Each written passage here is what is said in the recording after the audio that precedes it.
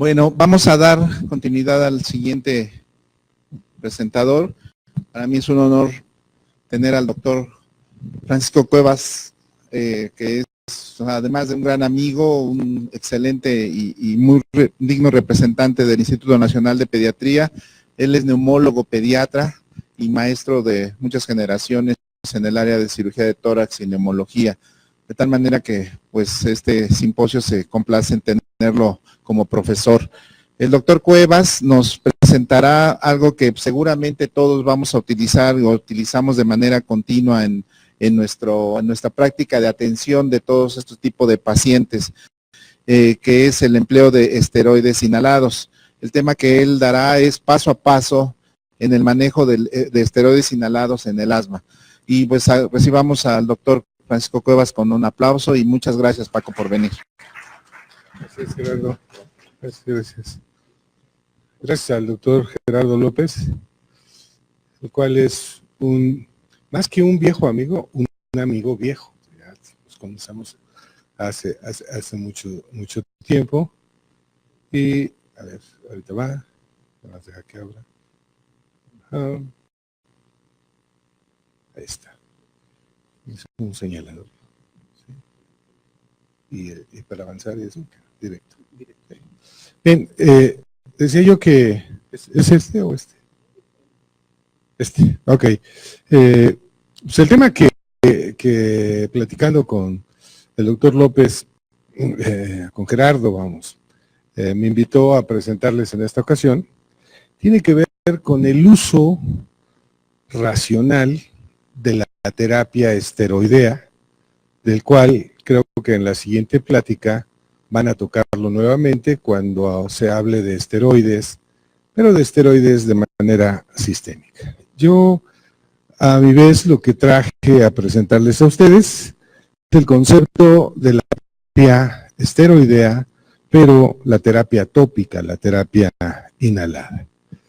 ¿Qué se sabe acerca de la terapia inhalada? Pues fíjense que, de acuerdo a los lineamientos internacionales, ya tenemos más de 3 décadas, estamos en la 4ª década, en la que ustedes han leído, escuchado en diferentes foros a nivel nacional e internacional, de una serie de estrategias que, si hacemos el análisis concreto de lo que hace más de 40 años se empezó a decir sobre qué es el asma y cuál es la mejor estrategia farmacológica para tratarla, sin lugar a duda destaca la terapia con esteroides inhalados.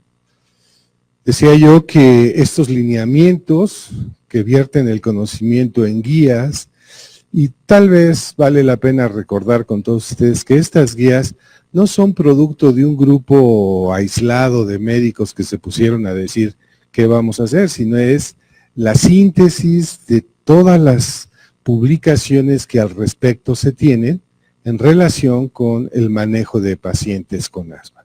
Y vean ustedes, el objetivo primario del manejo en los pacientes con asma es, sin lugar a dudas, permitir al paciente alcanzar y sostener el control de la enfermedad, eliminar discapacidades, incluyendo síntomas, limitación funcional respiratoria, eliminar la pobre calidad de vida y otras manifestaciones, reduciendo siempre el riesgo de exacerbaciones, visitas a urgencias, hospitalizaciones. Vale la pena destacar en este concepto que los principios terapéuticos son idénticos para todos los niveles de severidad de asma. Y esto lo señalo porque en el pasado, de repente, cuando se hablaba de asma nocturna, asma inducida por ejercicio, asma alérgica, asma no alérgica, asma asociada a infecciones, los médicos preguntaban, oiga, ¿y entonces qué? ¿Hay un tratamiento distinto para cada una de estas expresiones fenotípicas de la enfermedad? Y la respuesta es no. Ven que esto es apenas, fíjense ustedes, lo traje a colación porque si leen la fecha, estamos hablando de más ya de casi 3 décadas en lo que esto se decía. Muchos de ustedes aquí presentes, pues todavía no habían nacido o estaban naciendo apenas. O sea, ya se mencionaba estas bases que siguen siendo en la actualidad el principio terapéutico cuando hablamos de asma. ¿Cuál es el objetivo que perseguimos como médicos en asma? Pues ya se dijo, el control. ¿Qué tenemos que controlar? Pues ya se mencionó hace 30 años. Los síntomas, la función respiratoria, mejorar la calidad de vida, evitar los efectos colaterales de medicamentos, evitar hospitalizaciones, exacerbaciones. A todo eso se le llama control. Pero como en la disfunción eréctil, si ustedes me lo permiten, no solamente hay que alcanzar el control, sino hay que sostenerlo. Porque si ustedes dan manejo médico para aliviar al paciente de síntomas, si ustedes alcanzan el control, pero no lo sostienen, de nada sirve. Y esto ha sido un motivo de discusión, de análisis por los expertos a nivel internacional. Porque uno se pregunta, después de más de 3 décadas de conocimiento de la fisiopatogenia, y ustedes oyen hablar en la actualidad, antes hablábamos de la expresión clínica de la enfermedad, de los cuadros de asma inducida por esfuerzo, asma nocturna, asma de inicio temprano, tardío. Después empezamos a hablar, pues que esto es la fenotípica, y el asma se definía como el fenotipo que resulta de los genes del paciente, o sea, del genotipo que interactúan con un medio ambiente. Entonces era un fenotipo, la expresión clínica de una enfermedad que tiene que ver con la relación genética con el medio ambiente. Pero ahora sabemos algo más, que no solamente es la genética y el medio ambiente, sino que existen factores determinantes en el transcurso de la enfermedad, como puede ser la alimentación, el medio ambiente, el estrés, la actividad física, condiciones a las que llamamos factores epigenéticos que modulan la respuesta clínica y que dan expresiones fenotípicas distintas. Sin embargo, a pesar de todo este conocimiento de la fisiopatogenia, de la etiopatogenia, y a pesar de todos los nuevos y diferentes medicamentos que existen, todavía no podemos decir que el control se alcance de manera completa en nuestros pacientes con asma. ¿Cómo medimos el control? No son condiciones raras y extrañas. Muy al principio de los tiempos se hablaba de mediciones funcionales respiratorias, se hablaba de condiciones clínicas que permitían evaluar algoritmos donde un dominio con 10, 20 preguntas le hacían creer al médico que ya tenía la sapiencia para decir está o no controlado. La verdad es que pues es muy simple en la propedéutica médica, independientemente del ejercicio que ustedes apliquen. Hay tres preguntas que siempre hacemos a nuestros pacientes. Ante la pregunta de que el médico hace de cómo está su hijo, las 3 respuestas posibles son bien, entonces quiere decir que está controlado, entonces hasta cobramos, ¿no? Eso así cobro. ¿Sigue igual, doctor? ¿Sí? Ah, caray, entonces quiere decir que lo que le estoy dando y que lo que he hecho no ha funcionado, porque el paciente sigue igual, está parcialmente controlado, o definitivamente dice, no, ahora está peor. ¿Sí? Si antes tosía 2 veces por semana, ahora tose los 7 días de la semana y además tose en la noche y además esto. Entonces el concepto de control explica el resultado de la estrategia terapéutica, que no tiene que ver, ¿sí?, con el mecanismo subyacente de la enfermedad. Dicho de otra manera, gravedad o severidad de la enfermedad no tiene que ver con el aspecto de control. En otros términos, un paciente puede tener enfermedad grave o severa y estar totalmente controlado. O bien, un paciente puede tener una asma leve, intermitente, si ustedes quieren, y estar totalmente descontrolado. No confundamos control con severidad. Bajo esta premisa, entonces, hablar de control es bajo 4 preguntas simples: ¿cómo están sus síntomas durante el día, durante la noche? La segunda pregunta: ¿cómo está la necesidad de rescatar el incremento de síntomas y qué tanto ha influido en su actividad cotidiana, porque a veces decimos, pierden actividad. Pues sí, los niños tienen actividad todo el día, ¿sí? Entonces el decir, no, fíjese que no le da tos y no le sirve el pecho, pero al niño lo tengo encerrado en su recámara jugando al Nintendo todo el día ahí en la computadora, y creer que eso es control, pues es un absurdo, ¿sí? Entonces hay que entender cuáles son las características. Decía yo que a pesar de todo esto, fíjense ustedes los estudios latinoamericanos, para que no hablemos a veces de lo que sucede en Europa, demuestran que el nivel de control en nuestros pacientes con toda la parafernalia farmacológica no excede al 10%. Pero si uno dice, bueno, es que estamos en Latinoamérica y siempre pues no tenemos fármacos, no tenemos seguridad social efectiva, pues nos damos cuenta que en Europa pues también andan de la misma manera.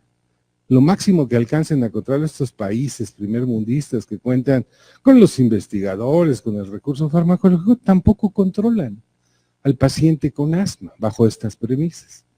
Entonces, ¿qué sucede? ¿Por qué no controlamos? Hay muchas cosas que hablan de la pérdida del control. Sí, es cierto. Tenemos que saber si existen ¿no? factores de riesgo asociados. La práctica magistral de la doctora Mayra, pues muchas veces uno entiende cómo factores que a veces no tienen que ver, entre comillas, con nuestros aspectos farmacológicos, son determinantes en el control de la enfermedad, ¿no? Si el paciente tiene una malformación faciocraneal y yo estoy tratándolo como asmático y me sigue tosiendo y sigue respirando mal, y entonces yo le achaco a la enfermedad cuando en realidad la comorbilidad no detectada es la causante. El otro aspecto de la pérdida de control, la parte de la comorbilidad es el factor de riesgo medioambiental, porque si el niño es alérgico al gato y el gato duerme en la misma almohada que el niño duerme, en la misma cama, o la mamá ansiosa está fume y fume delante de su hijo porque tiene tos y silbido, pues difícilmente vamos a alcanzar el control. Y finalmente algo que en la actualidad se le ha dado otra vez un repunte es la adherencia, ¿sí? El clásico nini que ni trabaja ni estudia. ¿Ustedes creen que les interese que el doctor Cuevas le diga, oye, tienes que inhalar tu medicamento y portarte al carajo? No le interesa nada, ¿sí?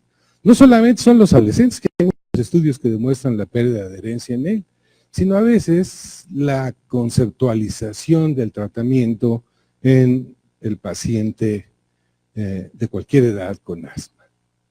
Entonces, cuando uno se refiere a control, se refiere al resultado de nuestra estrategia terapéutica, ¿sí? Y el resultado de esa estrategia terapéutica, si es eficaz, pues podemos decir que el paciente está controlado. Todavía no hablamos de medicamentos, estamos hablando del resultado en función. Pero si el paciente, en esa respuesta, cuando usted dice, ¿cómo está fulanito? No, pues fíjate que está igual, o fíjate que está peor, ¿sí? Y estar peor es que el paciente incrementó sus síntomas. Pero el incremento de síntomas, vale la pena aquí asentarlo, no necesariamente es crisis. Desafortunadamente, a veces el concepto de crisis se confunde por el médico en incremento de síntomas o modificación del nivel de control.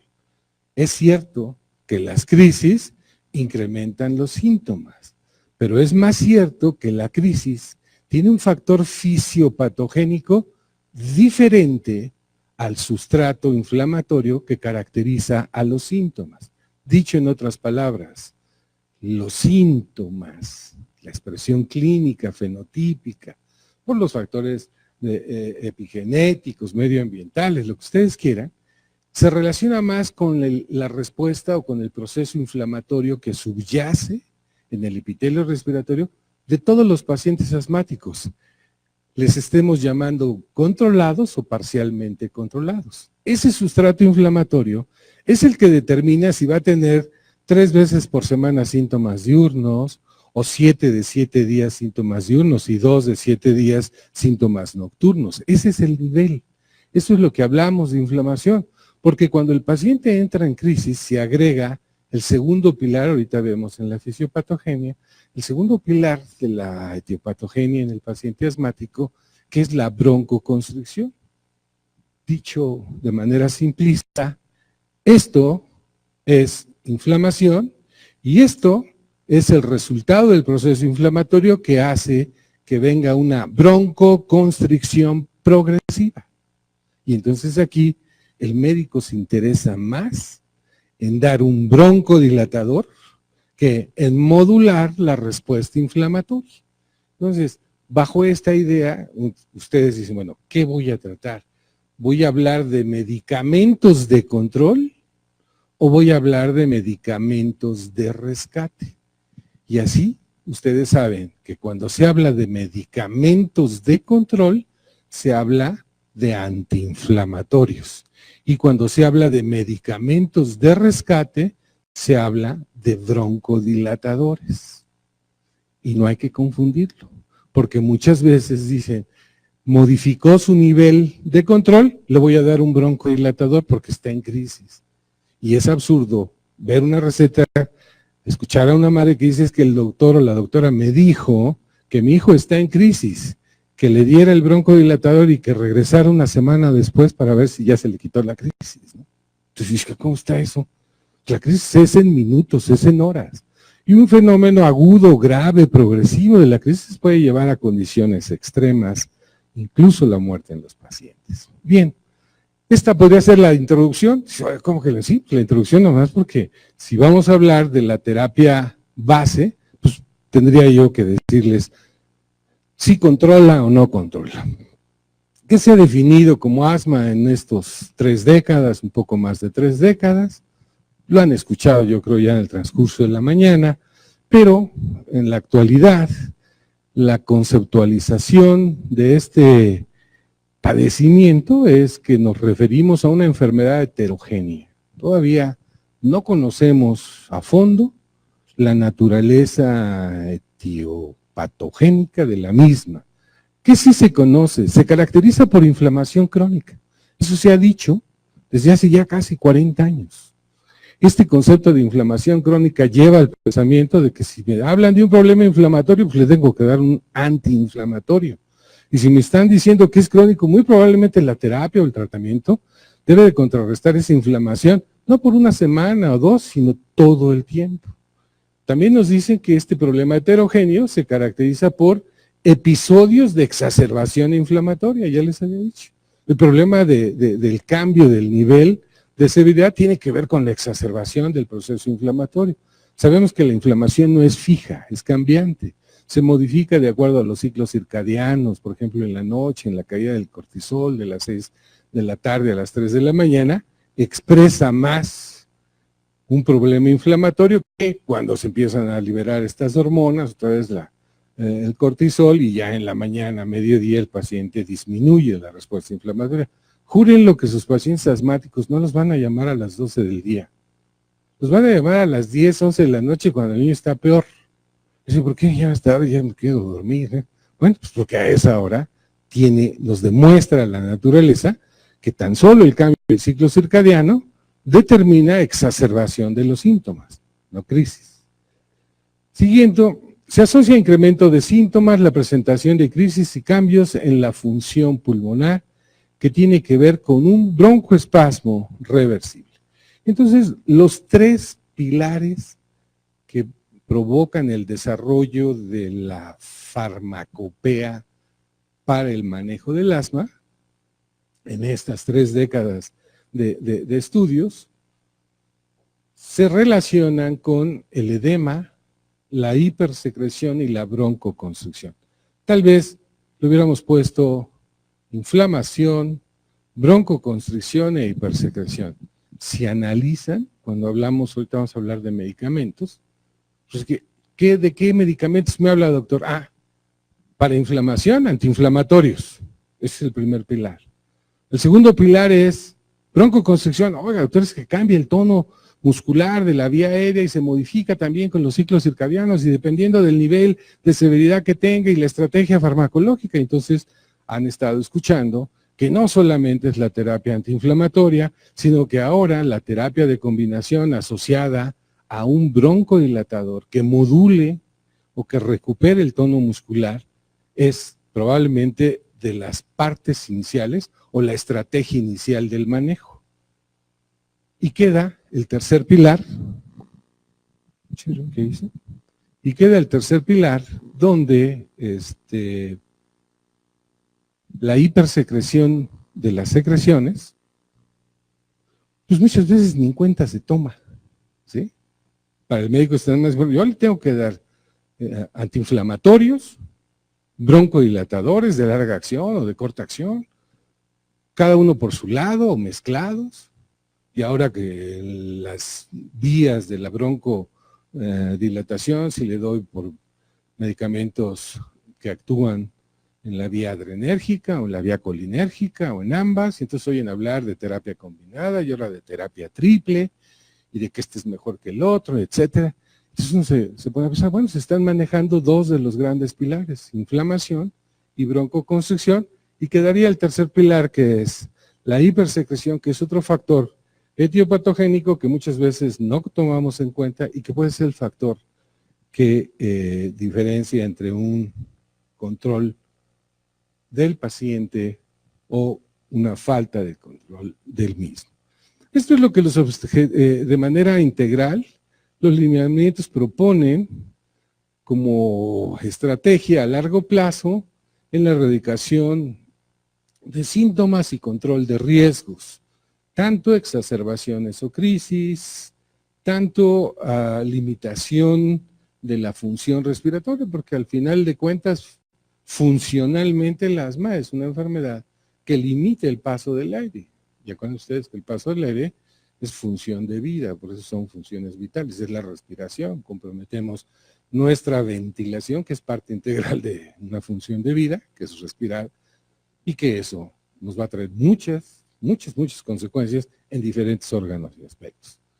Un aspecto relevante ya en esta estrategia integral es siempre observar efectos secundarios, los efectos secundarios de los medicamentos que estamos usando, y para eso se plantea un continuo. Un continuo es en donde evaluar, ajustar y revisar es el continuo quehacer médico que tiene que llevar a cabo en todo paciente con asma. No es nada más la prescripción del medicamento y ahí te dejo.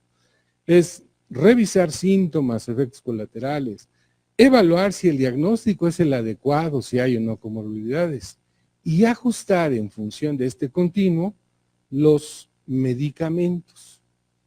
Y cuando hablamos de medicamentos para asma, y nos vamos a la literatura, pues nos encontramos que existen un sinnúmero de fármacos y depende del laboratorio que nos visite, nos van a decir, mira, este es mejor que el otro, porque este está más bonito, tiene un color bonito, el otro está muy feo, el otro sabe a eso.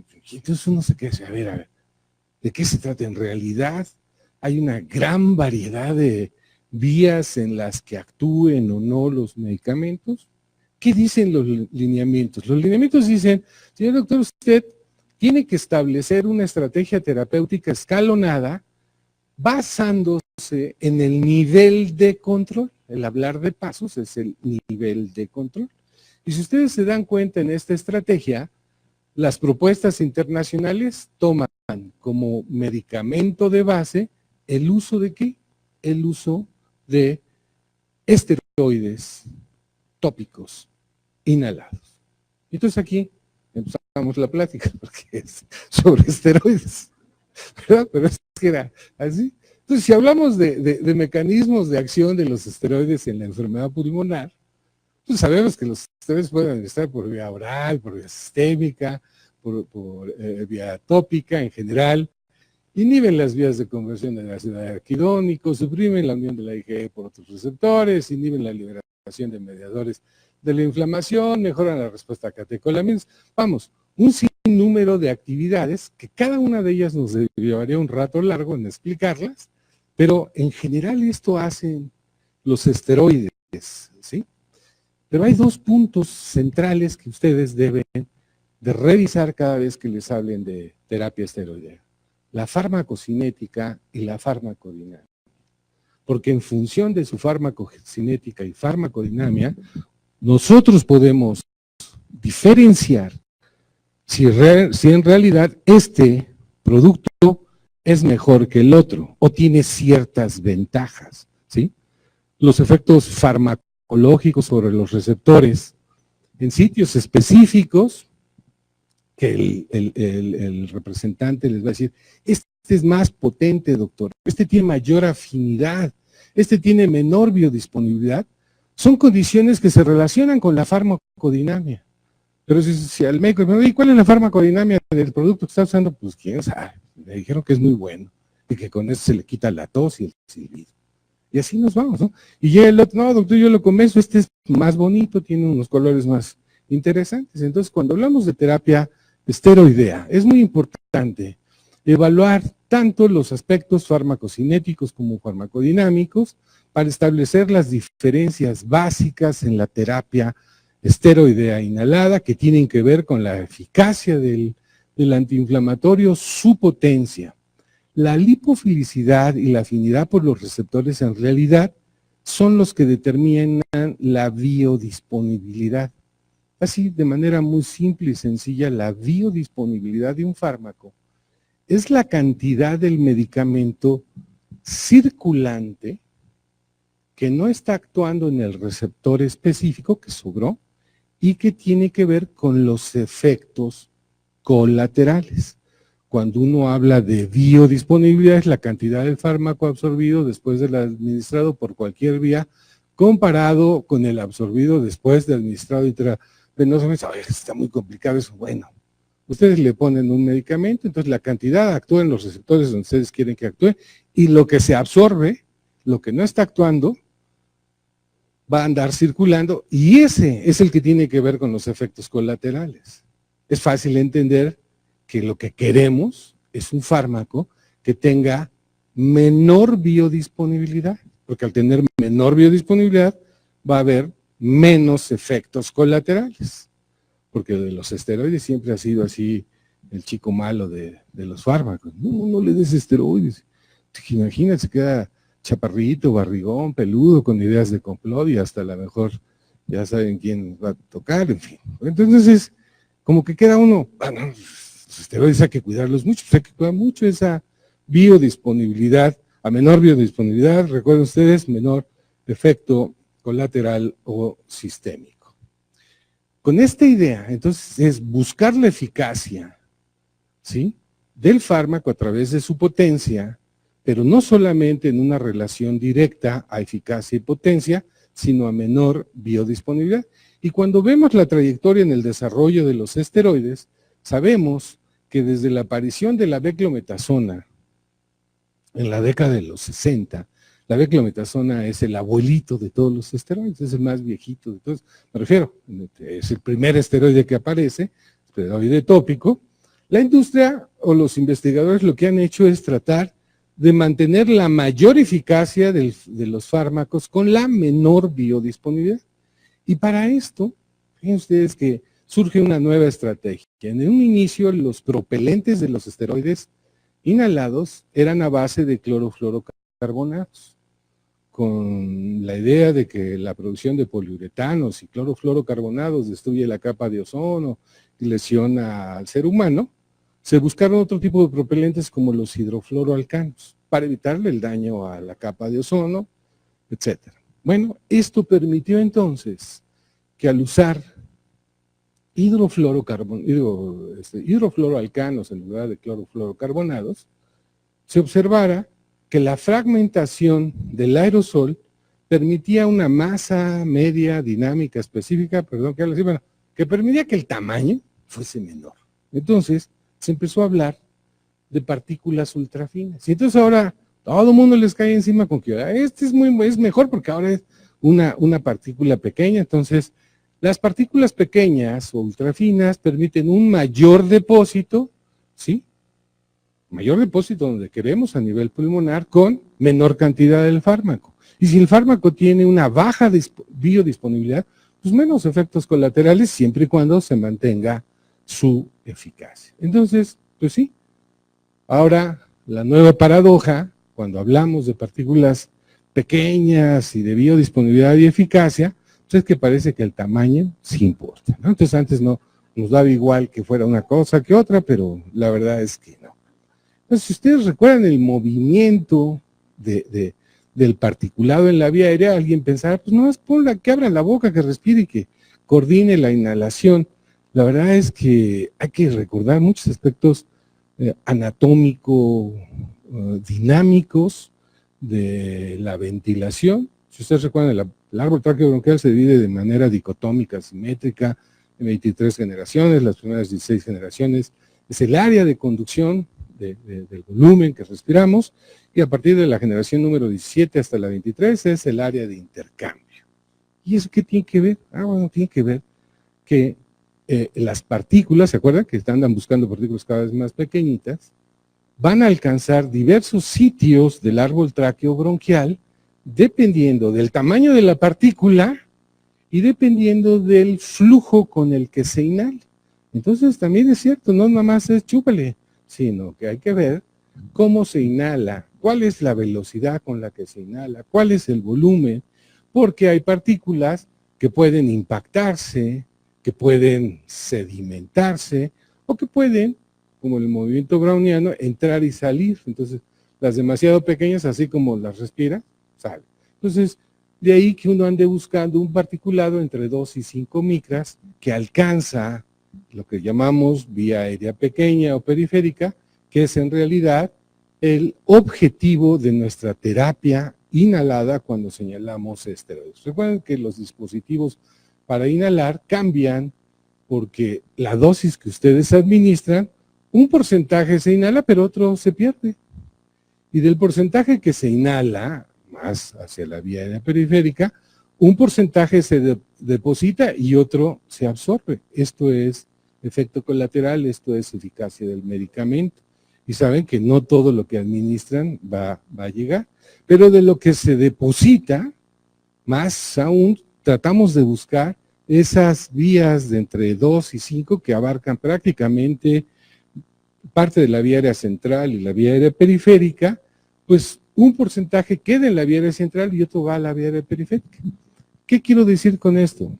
Si ustedes toman en cuenta el árbol tráqueo-bronquial, yo les puedo decir que vía aérea periférica es el 98% del volumen pulmonar y vía aérea central es apenas el 2%. La respuesta inflamatoria está precisamente en la vía aérea periférica.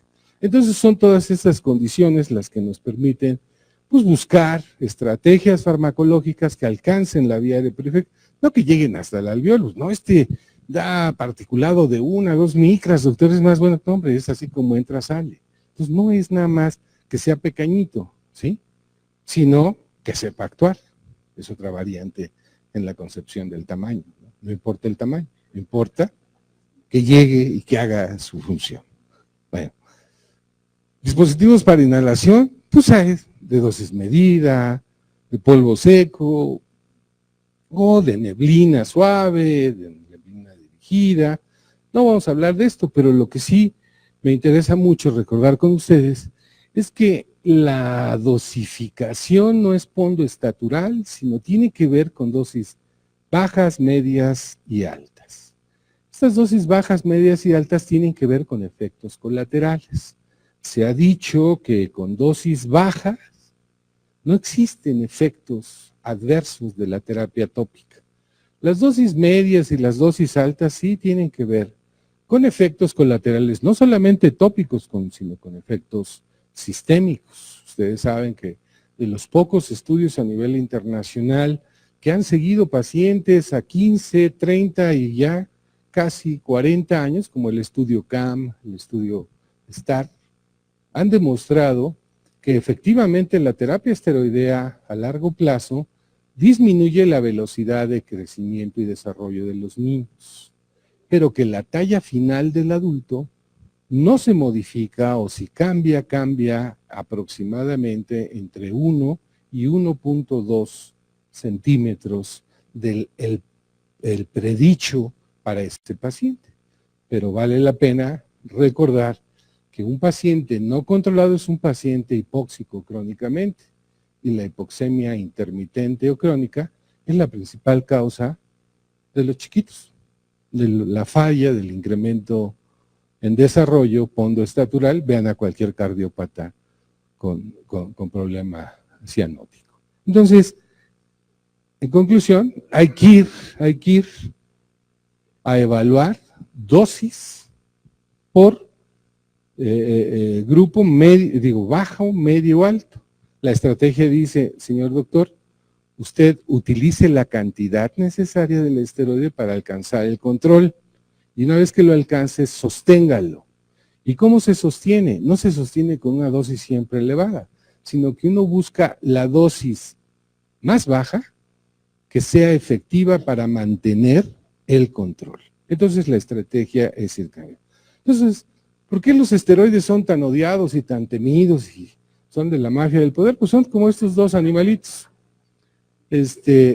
¿Cuál es el más aparatoso? No, pues este fregado peludo, barrigón, este es el malvado. Y en cambio este de colorcitos bonitos y eso, bueno, pues este es uno de los animales más mortíferos que hay a nivel del planeta. Unos cuantos microgramos del veneno de esta fregada ranita mata a un búfalo. Antes decía a un buey. A un búfalo para que se... Entonces, ¿qué es en realidad lo que sucede? Podríamos decir que esos son los esteroides y este es el asma. Si no controlamos el asma, el paciente le va a ir como al buey o como al burro o como al búfalo. Entonces, los esteroides en realidad tienen mala reputación, ¿no?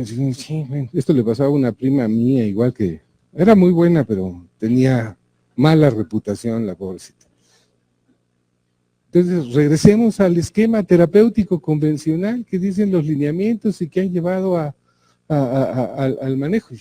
Esto se replica en todas las guías. Hay médicos que me dicen, oye, pues la guía española es mejor que la británica, y la británica es mejor que la australiana, y la canadiense es mejor. Si lee uno a fondo, es exactamente lo mismo.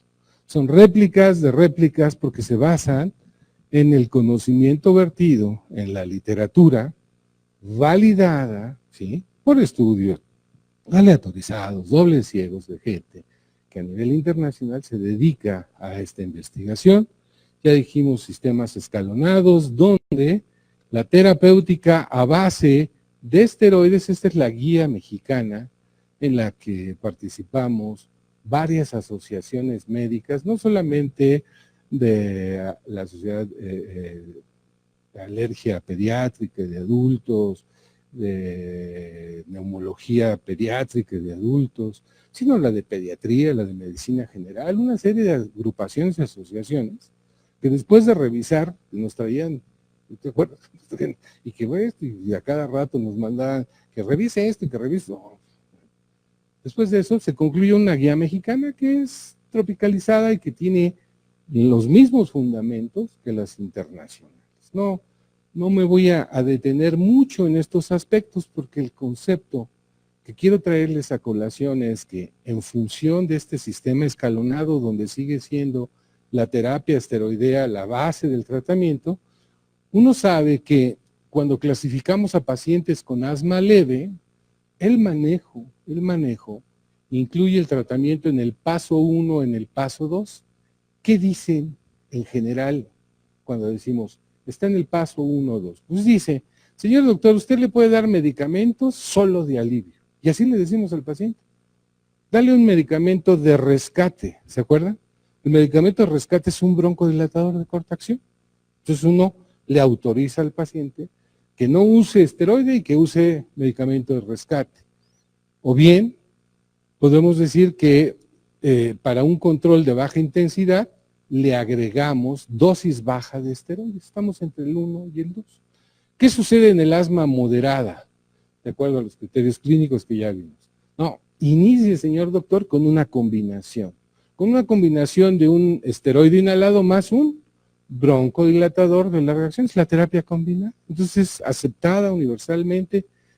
Y no se diga en el paso 3, digo en el paso 4 y 5, donde la terapia combinada tiene que ver con dosis altas, acuérdense que vamos de dosis baja, media y alta, dosis medias o altas del esteroide asociados a un beta 2.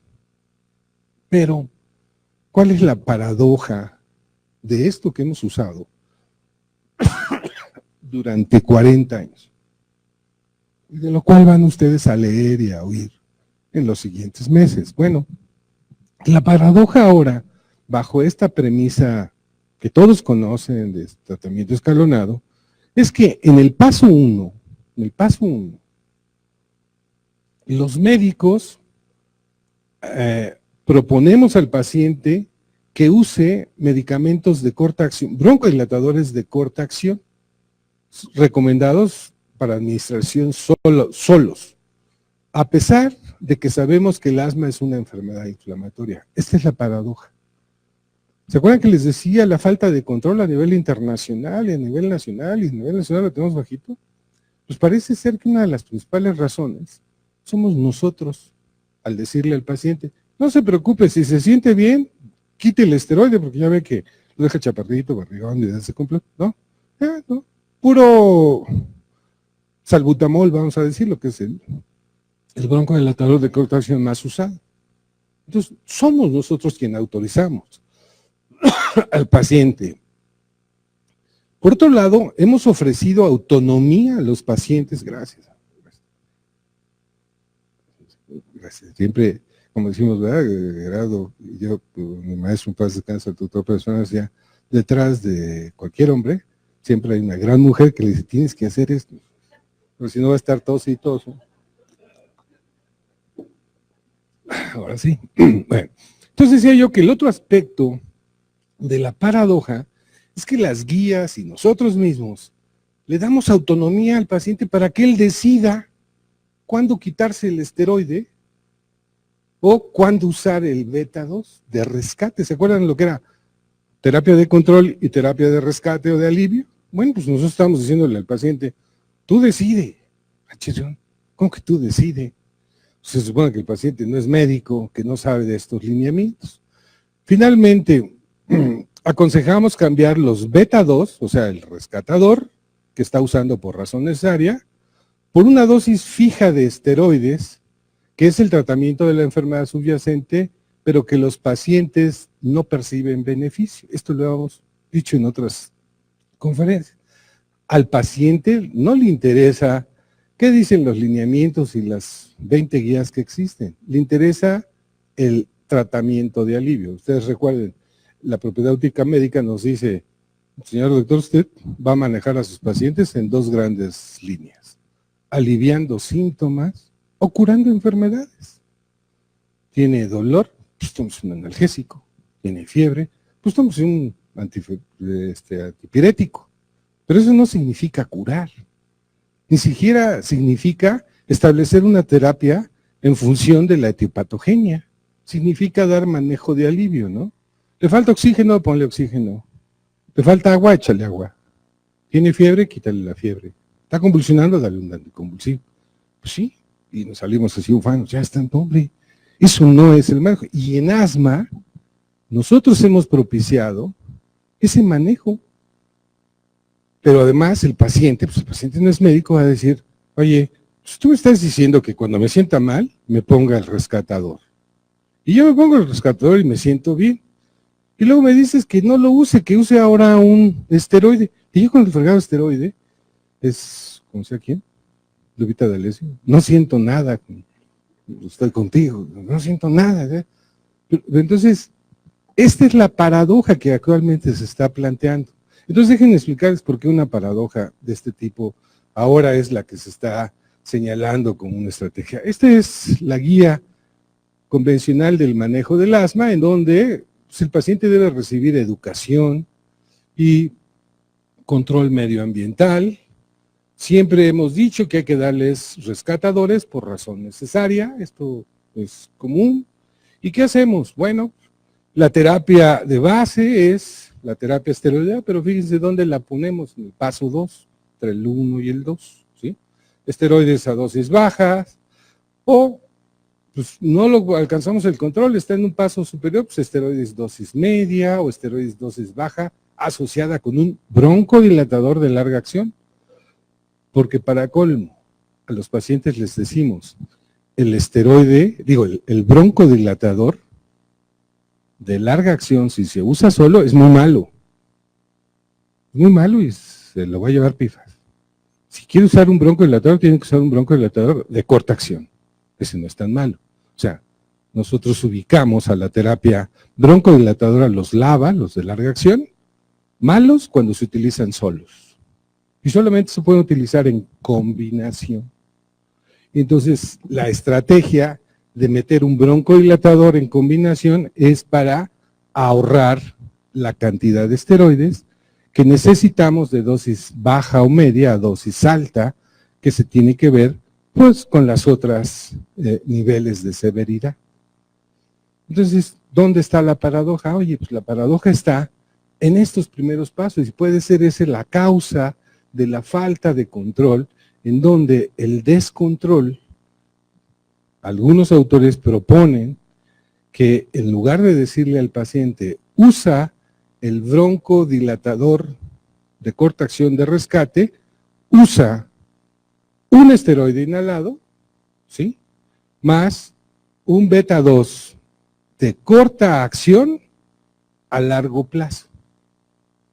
Porque el beta 2 de corta acción más el esteroide a largo plazo se puede mover.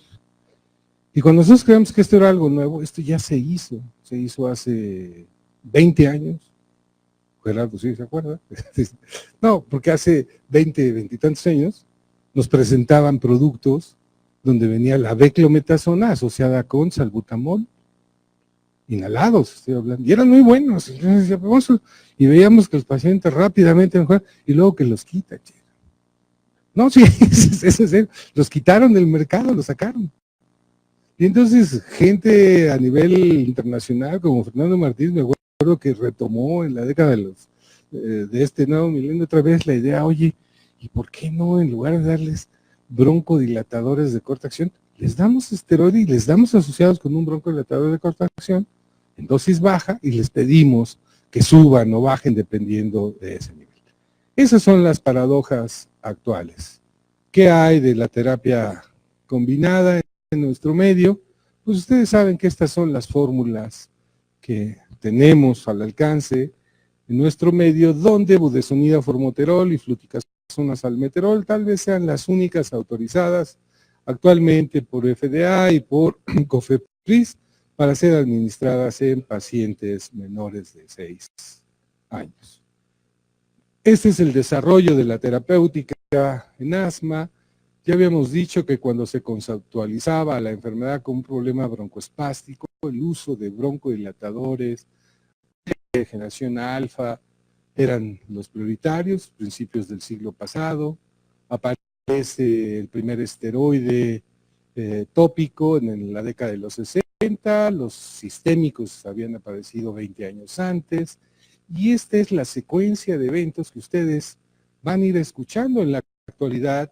Podemos hablar de lo novel que es la terapia monoclonal, que creo que van a tener un avance de todo esto, y cada vez el conocimiento de estos aspectos moleculares dirige estrategias farmacológicas a través de productos que todos terminan en umazumab o palizumab, no sé, decirle los nombres se confunden, pero todos van por ese lado, son anticuerpos monoclonales dirigidos contra citoquinas, moléculas específicas que modulan la respuesta inflamatoria en estos casos.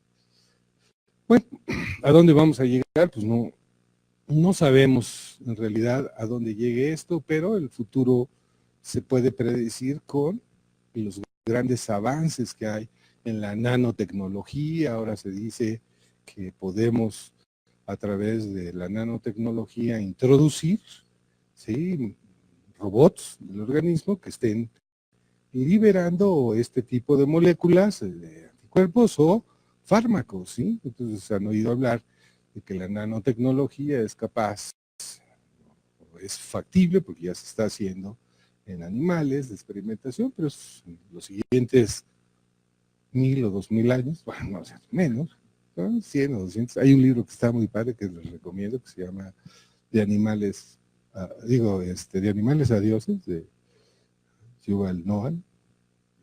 Habla de todo esto, es muy bueno, y el siguiente capítulo que es el Homo Deus, que también y habla precisamente de lo que vislumbramos en un futuro. Pero mientras esto sucede, mientras es una realidad cotidiana, pues la paradoja es que seguimos viendo que razona tu voto, no sé, me vale, no sé, me van a dar. ¿No? Entonces, hay que ser cuidadoso en la selección de la terapéutica. Muchas gracias.